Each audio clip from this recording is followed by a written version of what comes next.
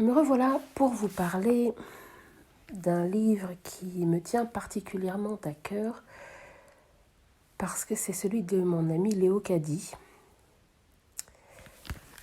Léo Caddy Kakama, aux éditions Kakama, avec le livre qui s'appelle Cheveux crépus d'excellence, la réconciliation avec soi-même, à Boupia. Donc les éditions Kakama, accroche-toi, donc une association également. Donc Léo Caddy Kakama qui a fait ce livre, qui est un petit bijou en fait. Cheveux crépus d'excellence, la réconciliation avec soi-même à Boupia. Si vous êtes à la recherche de la transformation par la magie, ce livre ne vous concerne pas et je vous conseille de lire les livres de Harry Potter. Par ailleurs, si votre recherche est surtout intérieure pour sublimer de l'extérieur, ce livre est un guide technique pour vous accompagner dans votre démarche. Nous vous invitons à la découverte de coiffures pour cheveux afro Sukiya Kunzu qui bouclent en forme de tire-bouchon au contact de l'eau. Le cheveu naturel. Ce livre est particulier parce que j'ai eu l'honneur d'en rédiger la préface. Alors, je vais commencer par vous lire le sommaire, puis la préface. Comme ça, vous saurez ce que j'ai pensé de ce livre. Je vous raconterai un peu plus et puis ensuite vous aviserez. Je vous conseille fortement de vous le procurer d'urgence car il est un complément au livre que j'ai écrit sur le cheveu également et les soins capillaires, les protocoles de soins. Léo Caddy organise par ailleurs des cours de dépollution à Brazzaville et également aux régions parisiennes. Je vous laisse vous renseigner, mais on va commencer par le sommaire. On y parle de ce que l'association Kakama propose, l'organigramme, les missions, les plannings hors vacances scolaires, et aussi l'aventure concernant un local associatif qu'ils ont réussi à trouver. Donc c'est intéressant de suivre le périple. Mais surtout, on y parle de formation sur les tresses africaines, des objectifs, du contenu, de l'évaluation, de la fameuse dépollution, du contrôle du cheveu, préparation de tout ce qui est matériel de coiffure, réalisation de nattes collées, la procédure avec quelques conseils. C'est vraiment un livre de partage de bonnes pratiques, avec des conseils pour avoir des beaux cheveux, les plantes africaines à connaître, j'ai adoré cette partie, et un rappel sur les vitamines et les minéraux, des recettes de beauté au naturel.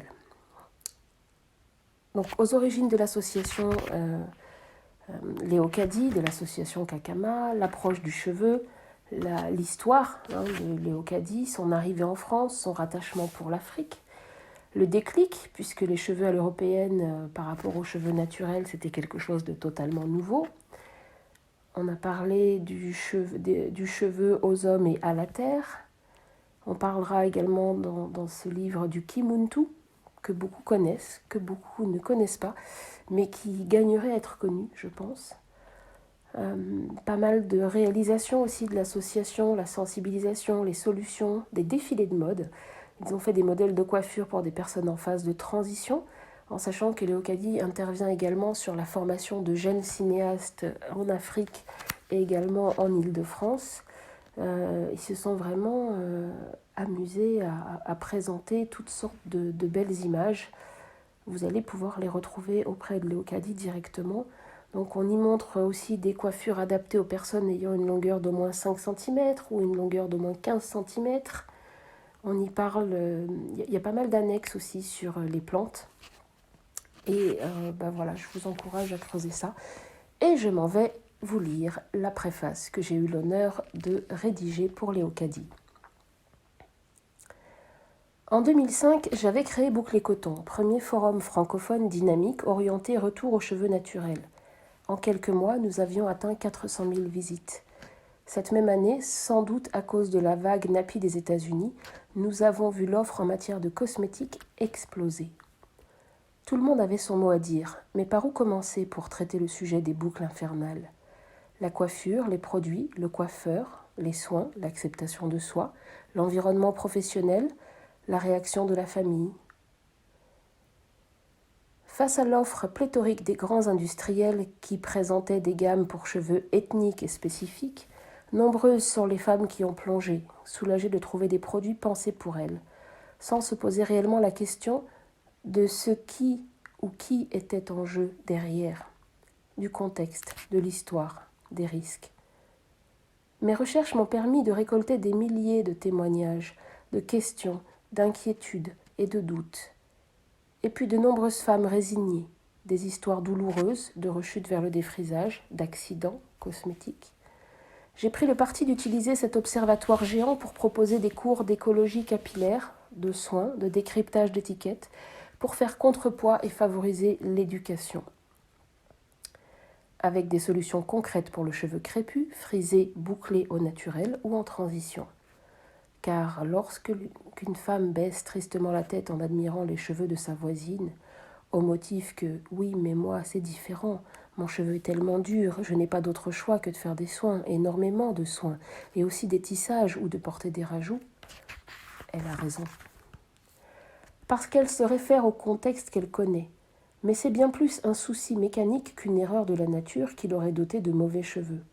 Ce n'est pas un manque de fierté identitaire, c'est un cercle infernal, parce que les industriels font fleurir leurs petits pots aux étiquettes gourmandes, préfèrent une femme qui tourne en rond, qui complexe et qui consomme.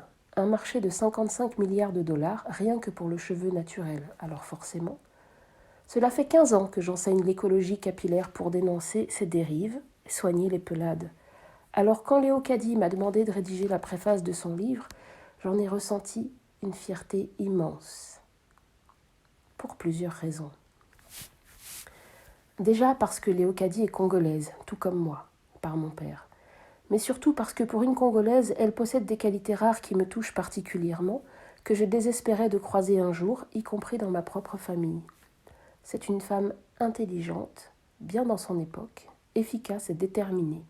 Quand une idée lui tient à cœur, elle va au bout des choses. Elle a poussé la porte de mon atelier pour enrichir ce qu'elle allait partager avec les membres de son association, et tout de suite, ça a été un coup de cœur.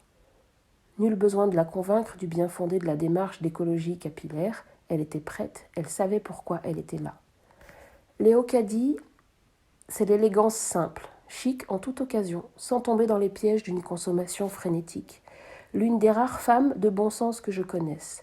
Elle incarne véritablement ce qui est pour moi le renouveau de la femme africaine, celle qui a le potentiel pour faire changer efficacement les choses, sérieusement, parce qu'elle réfléchit en amont et propose des solutions qu'elle met en œuvre sans perdre plus de temps.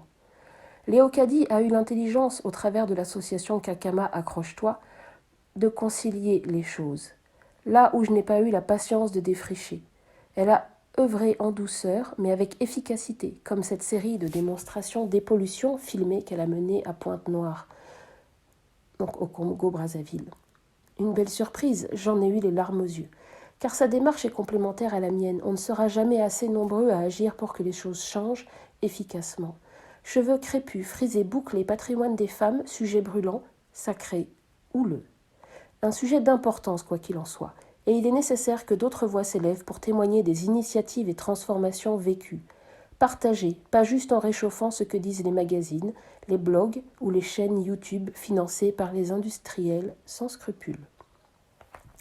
Partagées en se donnant les moyens de chercher, d'interroger ceux qui savent pour transmettre au plus grand nombre. Parce que l'héritage, le véritable, la culture, c'est avant tout ce trésor de savoir de nos patrimoines, pas juste le colportage de publicité, de tendances, de nouveautés. Quand on sait que 90% des femmes en Afrique de l'Ouest souffrent d'alopécie frontale et ne voient pas d'autre choix que le camouflage ou la greffe, il n'est plus l'heure d'accuser le stress ou la nature trop spécifique d'un cheveu mal adapté à la vie occidentale. Il est temps de regarder les choses en face et de comprendre que le problème a sans doute été pris à rebrousse-poil et d'œuvrer pour la transformation. Oui à la dignité d'une femme qui a enfin compris par le ressenti que son cheveu n'est pas l'ennemi, qu'il y a d'autres options que les perruques, que les mèches. La coquetterie n'est pas incompatible avec ce qui nous pousse naturellement sur la tête. Un univers de possibles s'offre à nous. Enfin, la sérénité, une relation capillaire paisible. pour tisser des ponts entre les générations de femmes sans les traumatismes indélébiles. Comprendre, réparer, transmettre, c'est là le véritable enjeu, le trésor. Une femme qui peut dormir sans avoir la tête qui tiraille a sans doute un meilleur environnement pour réfléchir et bâtir son avenir en s'enracinant sur des bases saines. Léocadie en est le brillant exemple. J'ai donc toute confiance en elle pour mener à bien la suite des opérations. On continue. Talubukeno. Talubukeno est un appel de bon sens, sans complaisance, pour une prise de conscience collective. Car l'heure est grave pour nous les aînés, mais aussi pour nos descendants. Ils sont l'avenir, et si nous ne prenons pas des mesures d'accompagnement de la jeunesse, ils s'en chargeront eux-mêmes. Et comme la nature humaine a horreur du vide, nous en subirons les conséquences, c'est-à-dire une croissance exponentielle de la délinquance. Ce que vit le Congo-Brazzaville avec le phénomène des bébés noirs ou Kaluna, dont j'ai été personnellement victime le dimanche 9 juillet 2017 lors d'une marche en bord de mer en compagnie de 17 jeunes universitaires. Je vous lis l'introduction, je ne résiste pas parce que Léocadie c'est quand même quelqu'un. Et je vous encourage encore une fois à vous procurer ce livre. Elle dit « J'ai éprouvé le besoin d'écrire ce livre car je constate depuis quelques années que mon peuple est dans le coma et il est de mon devoir de le secourir. Mais comment ? Je suis originaire du Congo-Brazzaville. De par ma mère, je suis du clan Ngoyi et petite-fille Kaunga. Et de par mon père, je suis du clan Kaunga et petite-fille de Mpanzu, ce qui représente une identification d'appartenance à la famille des Bantous. En Afrique, chaque individu a 4 repères d'appartenance qui sont importants à connaître car ils nous relient à nos racines. Je suis né le 9 décembre 68. 9 est le dernier chiffre des dizaines et permet la construction infinie des nombres. Décembre 12 est le dernier mois de l'année. Ces nombres symbolisent un retour à l'origine, vers ce qui existe déjà, comme une boucle infinie. Par ailleurs, 1968, qui représente la révolution sociale en France et pour les Africains la mort de Martin Luther King, a été une année de remise en question. En lisant La vie secrète des chiffres de Kevin Quinn Avery, j'ai découvert que ma date de naissance révèle mon destin, mon chemin de vie. Mon histoire est donc celle d'un éternel recommencement entraînant un travail inconscient. Je construis sans cesse ma personnalité en me remettant en question ou en faisant le contraire de ce que la majorité fait. Au travers d'activités ludiques d'apprentissage des tresses africaines, l'association dont je suis responsable a un projet de conscientisation et de recherche de solutions naturelles pour nos cheveux. Kasukiya Kwanzu. Je m'implique pleinement, tâchant d'être un exemple à suivre et m'efforce d'accompagner au mieux les adhérents.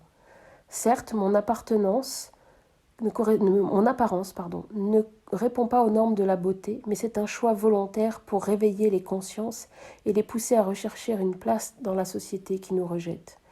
À travers ce livre, vous découvrirez que j'ai construit mon image en valorisant simplement ce que mon peuple méprise ou rejette, et je partagerai avec vous la source d'énergie qui me permet d'aller de l'avant et de faire progresser les personnes qui m'entourent. Nous voulons laisser des traces de ce qui anime notre vie afin que chacun puisse trouver des repères, évoquer ces valeurs qui sont le fondement de notre existence et qui nous donnent la force de bâtir un monde meilleur sans complaisance. Dans ce livre, il y a également des photos, plein d'informations, donc je vous disais sur le contenu de la formation, des photos pas à pas, de la méthodologie, quelques exemples de ce qui a été fait au niveau de l'atelier Tortille à l'époque, le contrôle du cheveu, la rapidité de pousse, quelques conseils de bonnes pratiques en termes d'alimentation, en termes d'hydratation. On y cite notamment le livre de Norman Walker sur les jus de fruits et de légumes frais, des graines germées, on parle du moringa, des graines germées comme l'alfalfa par exemple, qui favorisent également la repousse du cheveu et qu'on peut consommer en graines à germer. Et puis ensuite, nous avons les recettes de Papa Kakama Georges, 74 ans, toujours en pleine forme, car tous les matins il boit son thé moringa et fait 15 à 20 minutes d'exercice physique. Il pratique aussi les exercices de damage le dimanche, d'embâge le dimanche. Il mange également beaucoup de légumes et de poissons et consomme le vin modérément. Et papa Georges Kakama va nous raconter les plantes africaines à connaître. Et c'est là où ça devient extraordinaire, puisque l'on apprend que le moringa, à proportion égale, contient environ 4 fois la vitamine A de la carotte, 7 fois la vitamine C de l'orange, 4 fois le calcium du lait, 3 fois le potassium de la banane, 3/4 fois le fer de l'épinard, donc les 3/4 du fer de l'épinard, pardon, 2 fois les protéines du yaourt. Vous voyez ce que je veux dire? On apprend plein de choses. Ça vaut le coup, hein. On y parle des vitamines et des minéraux. On repart sur la vitamine A, ses propriétés, les signes de carence également, notamment avec la vue. Tout le monde a la vue qui baisse, hein, moi la première. On y parle de vitamine C qui est connue pour son action anti-fatigue, mais ce n'est qu'une de ses facettes car elle permet la prévention des rhumes ou des maux de gorge et aussi des maladies cardiovasculaires. On y parle du fer qui est indispensable au bon fonctionnement du système immunitaire et permet ainsi à l'organisme de mieux se défendre contre les diverses infections. Le fer intervient dans la croissance des tissus, c'est un stimulant des fonctions hépatiques, il est essentiel au système nerveux et est considéré comme un excellent énergisant. De ce fait, il permet le maintien de bonnes performances physiques et intellectuelles. La source, donc, guidevitamine.org. Vous allez découvrir les vertus du bissap, le boulou-koutou, le thé vert congolais, le bunzila, la citronnelle. Qu'est-ce qu'on dit de la citronnelle ici? Très odorante, cette plante est utilisée comme tisane. Faites bouillir de l'eau et infusez la citronnelle. Au bout de 15 minutes, l'eau change de coloration. On la consomme en thé, au petit déjeuner ou le soir en digestif. Planter la citronnelle autour de la maison permet de chasser les moustiques et de renforcer les anticorps. Mâcher ses racines ou boire son jus sont des remèdes efficaces contre la toux. Moi, j'ajouterais également que ça diminue le sucre sanguin et l'envie de sucrer, tout comme la cannelle. On y parle des feuilles porte-bonheur, du corosol, du cotonnier, du fiolongo qui apaise les maux de rein. C'est également un remontant contre la fatigue. Se consomme sous forme de tisane sans modération. Il y a des photos, les tableaux, enfin c'est vraiment super bien fait. Il y a presque la moitié du livre qui va parler des plantes. Et c'est ça qui est intéressant parce que les personnes âgées, celles qui ont appris les plantes vraiment, qui sont capables de nous indiquer des recettes pour l'été, pour celui-là par exemple, qu'est-ce que c'est? Le ntienga. Donc l'usage en synergie avec d'autres plantes en cas d'accélération cardiaque ou d'hémorroïdes. Les racines pour les douleurs articulaires, les maladies liées à l'utérus, le diabète ou la poliomyélite. Un antibiotique naturel qui également soigne contre le paludisme. On prépare les racines en décoction, on boit un demi-verre matin et soir. Se laver avec les feuilles de cette plante bouillie permet de guérir les problèmes de peau et les démangeaisons. Écoutez, pour ceux qui testent, vous me tiendrez au courant, moi j'irai voir plus tard. Le tangawis, c'est le gingembre.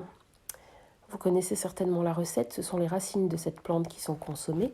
Pour la préparation d'1 litre de jus de gingembre, 100 g de racines de gingembre pour 900 ml d'eau et 100 g de sucre de canne. Moi, je dirais que vous pouvez réduire la dose, mais à voir. Après avoir lavé les racines de gingembre, les couper, puis les mixer en ajoutant peu à peu l'eau, mélanger, récupérer le jus avec une passoire, puis rajouter le sucre et garder au frais avant de servir. Pour une consommation immédiate, mettre des glaçons. Je me permets d'ajouter que vous pouvez également glisser quelques feuilles, fleurs d'hibiscus et peut-être un petit zeste de citron vert. Et alors là, oh là là. Et alors là, on a également André Mbouissa qui nous parle de plantes africaines et qui a d'autres choses avec des recettes de beauté naturelle, tout ce qui peut être promulgué en Afrique au niveau traditionnel. Et là, quelque chose qui serait à la portée de tous, puisqu'on parle de recettes beauté avec un gommage hebdomadaire du visage, avec du marc de café, du miel et de la poudre d'amande. Appliqué, massé doucement avec des mouvements circulaires de l'intérieur vers l'extérieur. Ça peut être intéressant, il faut quand même y aller doucement. Des informations sur les gommages du corps, toujours avec le café. Un résultat spectaculaire avec une peau lisse et douce. On vous parle des cheveux, les massages du cuir chevelu qui favorisent la circulation sanguine et stimulent la pousse des cheveux. Ayez le réflexe de le faire régulièrement. Massez le cuir chevelu avec le marc de café, rincez abondamment. Sous la douche, ça permet de rendre les cheveux plus brillants et également ça dépolluera le cuir chevelu. Je me permets d'ajouter pour ceux qui voudraient travailler la partie massage, automassage, cuir chevelu, épaules et délassement des trapèzes, on donne des cours chez Sphère-Nature, donc vous pourrez trouver l'information plus tard. Donc voilà, ce livre, encore avec plein d'autres photos, témoignages, informations, enfin, c'est quelque chose qui vraiment...